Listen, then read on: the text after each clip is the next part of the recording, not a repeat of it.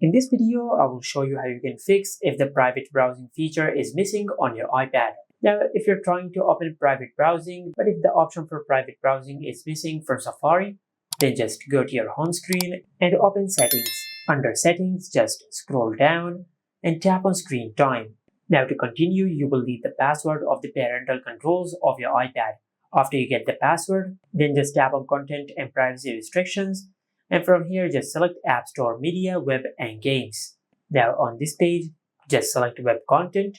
Now under Web Content, just select Unrestricted. Then enter the PIN of the parental controls of your iPad, and after you do that, now just go to your home screen and open Safari, and you will notice that the private browsing feature is now available on your iPad. But in case if you have done that and if the private browsing feature is not available, then just perform a force restart on your iPad. To do that, just press and release the volume up button and the volume down button. Then quickly press and hold the side button on your iPad until the screen goes black and the Apple logo appears on the screen.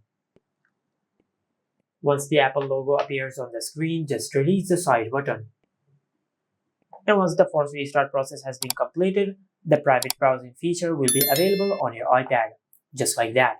And this is it. Make sure to like, comment, and subscribe. Thank you for watching.